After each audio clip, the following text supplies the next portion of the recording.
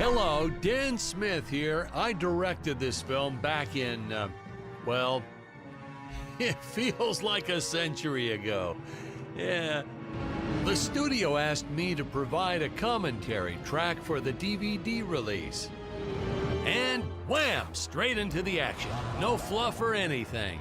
That's what we did back then. Crash-landed ship. Out pops our hero, the fearless Dick Starspeed.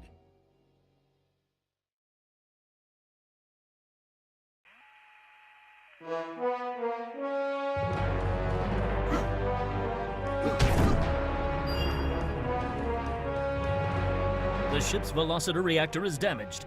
I believe that I am stranded on an alien planet.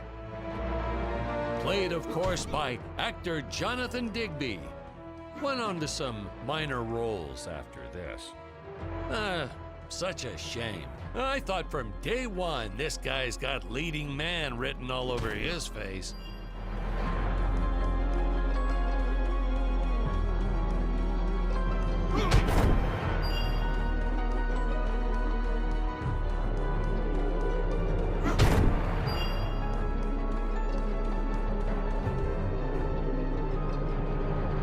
Greetings, citizens of Gravoria. I am Dick Starspeed, and I come in peace. Probably shouldn't have had Dick draw his weapon when he was talking about peas. Well, maybe one day we'll go back and CG it into a sandwich or something instead. Ha! Just kidding. And this is what people pay to see. A no-name middle-aged B-list actor duking it out with stuntmen in costumes. Such stunning choreography. Now the extras in those robot suits really knew how to take a punch. Oh, literally. I told Jonathan not to hold back. Give it all to him. Kick him in the nuts and bolts. And I know what you're thinking, but don't worry. We handled it responsibly. We made them all sign waivers not to sue for injuries.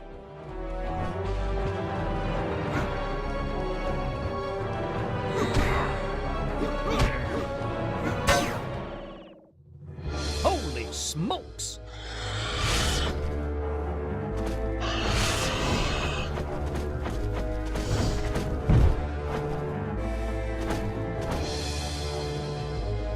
If I land squarely on that grain silo, I should survive this fall unscathed.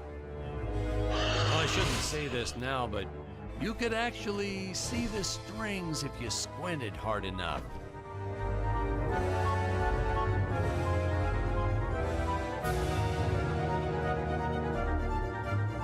A screenwriting trick from back in the old days. You put a grain silo or some haystacks down and it solves all your gravity-related problems.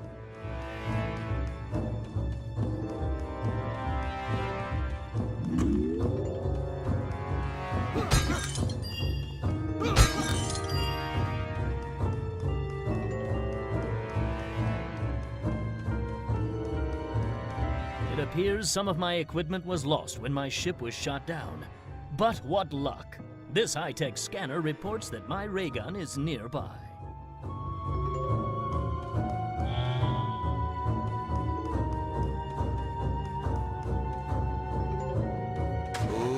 Ooh, the fearless sea monster, always patrolling the shore, eagerly awaiting for his next meal.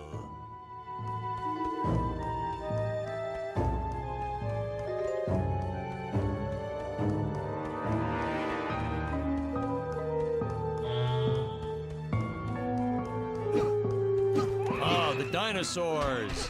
You just don't see quality stop motion like this anymore, do you? Someone actually sat there and moved them, frame by frame. Today, it'd be done with computers, but where's the artistry in that?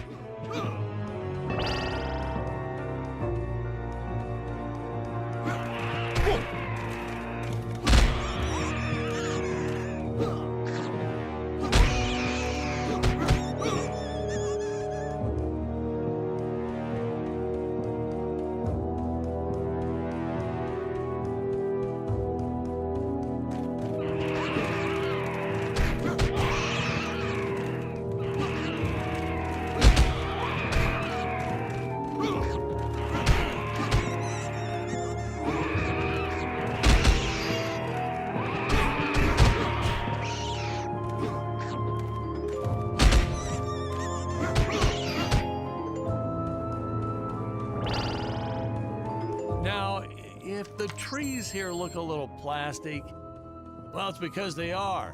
I took them from the set of my last film, Vampire Island 2. We got our fair share of nasty letters from scientists complaining about our portrayal of the dinosaurs. Was news to me. Apparently, these stegosauruses weren't meat eaters. Must have preferred shellfish or something. Blah, how do they know? That's what I say.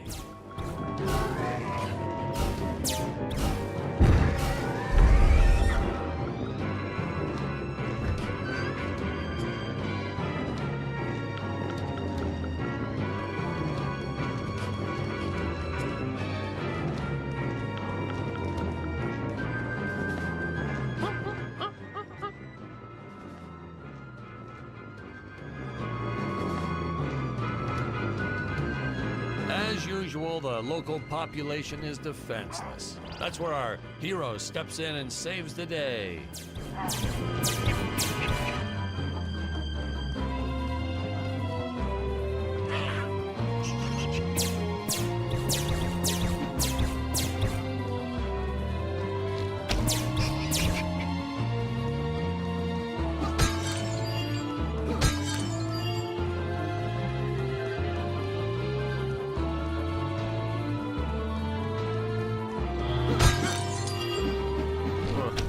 Put Jonathan through a lot shooting this film.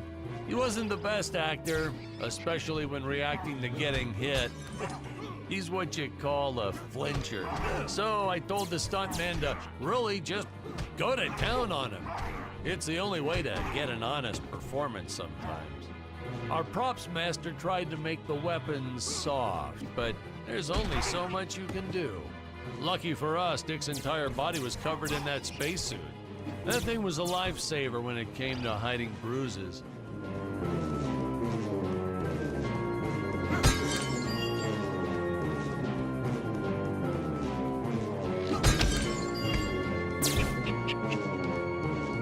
How curious. They dissolved into what appears to be gold. You'll notice the gold disappears when Dick touches it. We had a deleted scene that explained he's actually teleporting it back to his ship. It's funny, no one ever questioned how Dick was able to walk around with an infinite amount of gold on him.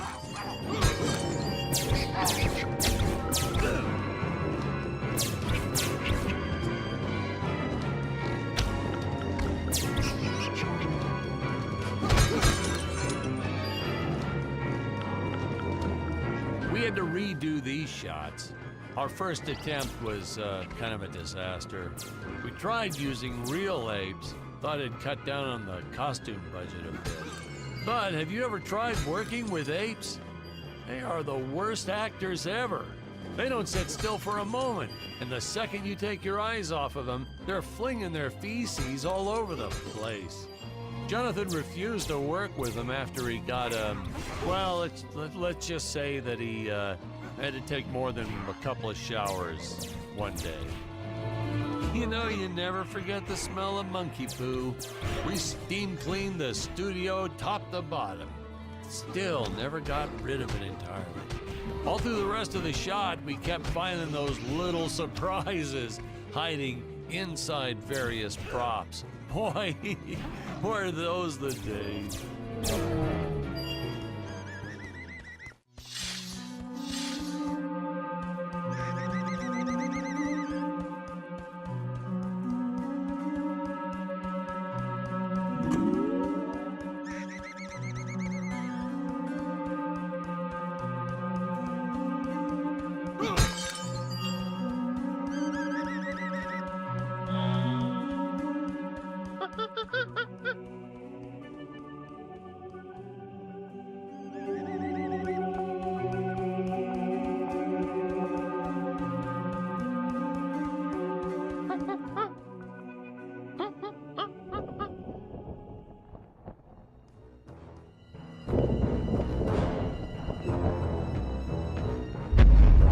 Some really top-notch stop-motion effects, huh?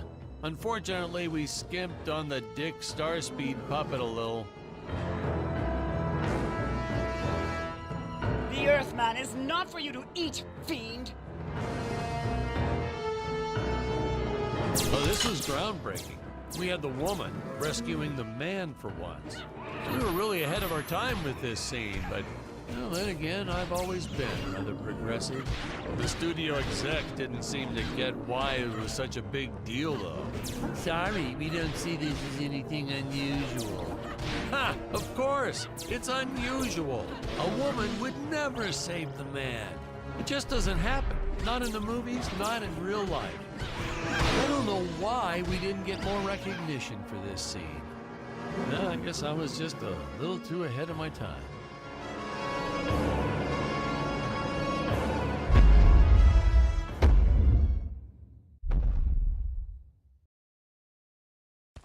We're supposed to be seeing Dick Thank you and for saving Scarlett's me, first strange woman. dialogue scene What is here. your name? I am the magnificent Scarlet Nova. Do not question my motives. Just be happy that you are still alive. I must speak with my father at once. I shall teleport to his chambers.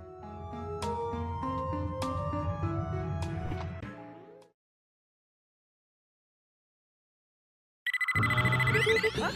Where is this place? This is not my father's chambers. You have disobeyed me for the final time, Scarlet.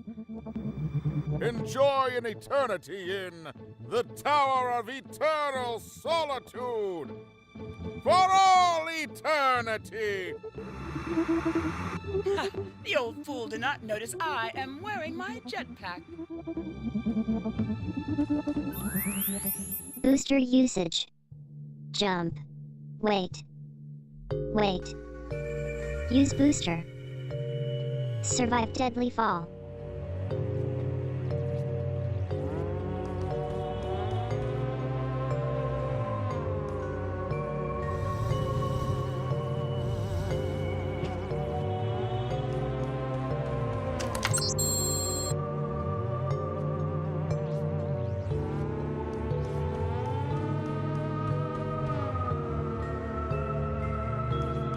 Scarlet didn't quite realize she needed to shoot those energy orbs down below.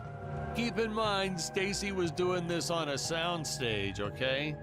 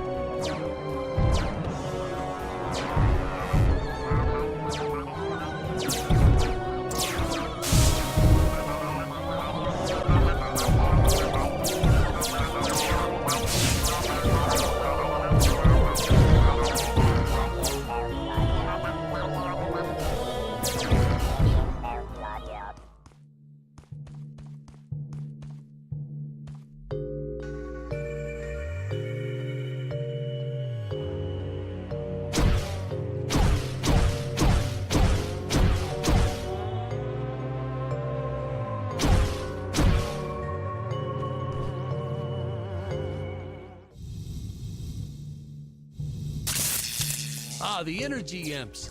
Such a neat effect. We had to paint each movement frame by frame and superimpose it into live footage.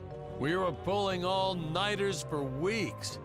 Well, when I said we, I meant the artists. I'm pretty much useless if I don't get a solid 10 hours a night. But they were at it forever. They had to redo it all because I accidentally told them red instead of blue the first time. Artists.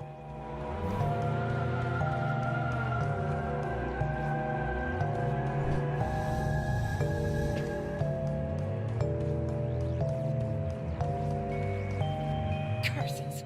My father revoked my access to the teleport terminals. I shall only be able to utilize the ones I activate manually.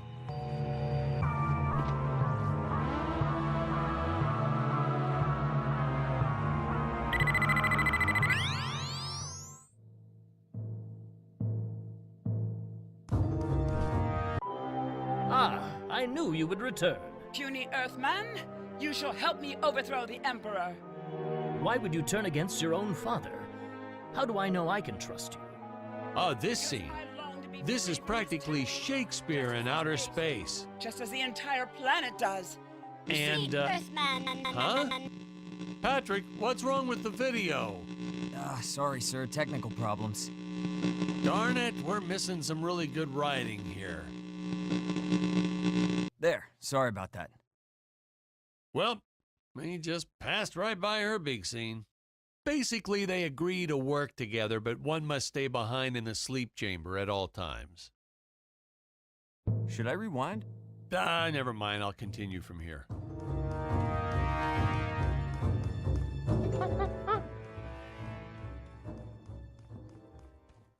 Oh, spoiler alert! Our heroes may or may not find a particular tool that will allow them to destroy those rock barriers later on in the film. Right from the start, our budget was a little tight, even by standards back then. To make do, Tony shot a couple scenes in black and white. Originally, he intended to use it for flashbacks, but then I had to break it to him. Our film doesn't have flashbacks. We almost made it a silent film just to cut costs.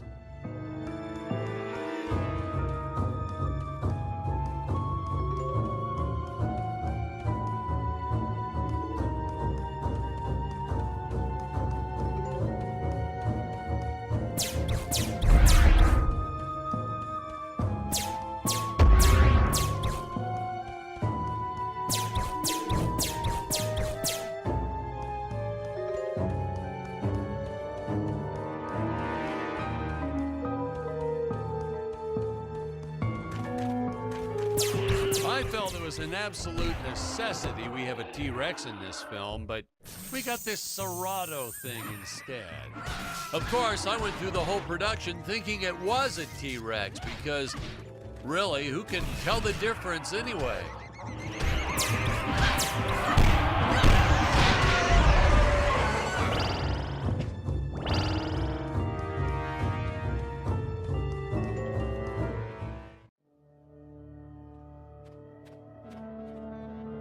It would appear that now is the time for us to climb the Deadly Tower of Monsters.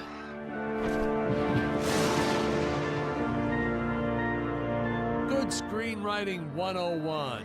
Always announce the title within the film itself. How else are you going to let the audience know your heroes really mean business?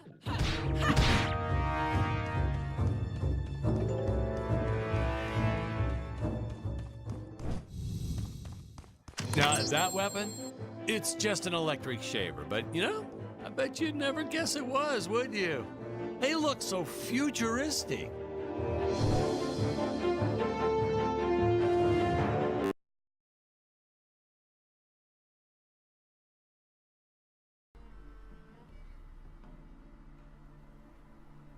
Hello there everybody and welcome to another Witcher video. Oh, it's been forever since I made one of these. Sorry it's taken me so long. I've been busy. I'm running a whole bunch of other series at the same time. It's getting a bit complicated. So what I'm supposed to be going to Skellig today, but what I'm going to do is actually go and finish off some missions in Velen. I'm going to get my boots on and fast travel there. It's been quite